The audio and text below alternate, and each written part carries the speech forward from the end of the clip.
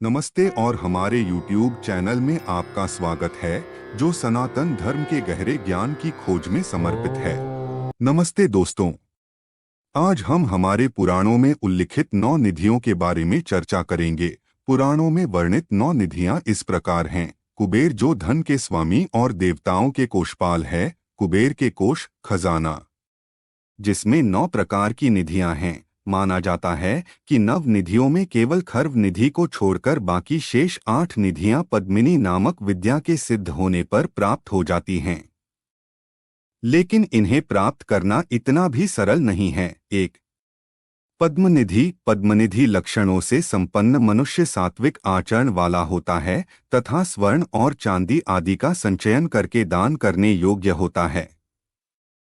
पद्मनिधि के लक्षणों से संपन्न साधकों की कमाई गई साधन संपदा भी सदाचारपूर्ण होती है। 2 महापद्मनिधि। महापद्मनिधि से लक्षित व्यक्ति अपने संचित धन दौलत आदि का उपयोग दान धार्मिक कार्यों में करता है। हालांकि इस निधि का प्रभाव 7 पीढ़ियों तक ही सीमित रहता है। इस निधि से संपन्न व्यक्ति भी दानी और उदार स्वभाव वाला होता है और 7 पीढ़ियों तक सुख ऐश्वर्य भोगता है। 3 नील निधि। नील निधि से सुशोभित मनुष्य सात्विक गुणों के तेज से संयुक्त और सत्वगुण प्रधान होता है। ऐसी निधि व्यापार द्वारा ही प्राप्त होती है, इसलिए इस निधि से संपन्न व्यक्ति में दोनों ही गुणों का प्राबल्य पाया जाता है। उसका वैभव 3 पीढ़ी तक बना रहता है। 4 मुकुंद निधि। मुकुंद निधि से लक्षित मनुष्य रजोगुण संपन्न होता है। वह सत्ता शासन में रममाण रहता है। यह निधि 1 पीढ़ी बाद समाप्त हो जाती है। 5 नंद निधि। नंद निधि युक्त व्यक्ति संयुक्त रूप से राजस और तामस गुणों वाला होता है। वही कुल का मुख्य आधार होता है। माना जाता है कि यह निधि साधक को दीर्घायु व निरंतर उत्कर्ष प्रदान करती है। ऐसी निधि से संपन्न व्यक्ति अपनी प्रशंसा से खुश होता है। 6 मकर निधि। मकर निधि से संपन्न पुरुष अस्त्रों और शस्त्रों का संग्रह करने वाला होता है। ऐसे व्यक्ति का राजनीति और शासन में हस्तक्षेप होता है। वह शत्रुओं पर अंकुश कायम करता है और युद्ध के लिए सदैव तैयार रहता है। इनकी मृत्यु भी अस्त्र शस्त्र द्वारा या किसी अघटित विपदा से होती है।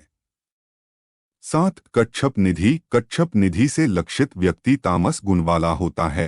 कच्छप निधि का साधक अपनी संपत्ति को गुप्त रूप से छुपा कर रखता है। न तो स्वयं उसका उपभोग करता है, न किसी को उपयोग करने देता है। वह सांप की भांति उसकी रक्षा करता है। ऐसे व्यक्ति धन होते हुए भी उसका उपभोग करने से वंचित रहते हैं। 8 शंख निधि। शंख निधि को प्राप्त व्यक्ति स्वयं का हित और स्वयं के ही भोग की इच्छा आकांक्षा करता है। वह कमाता तो बहुत है, लेकिन उसके परिवार के सदस्य गरीबी में ही जीते हैं।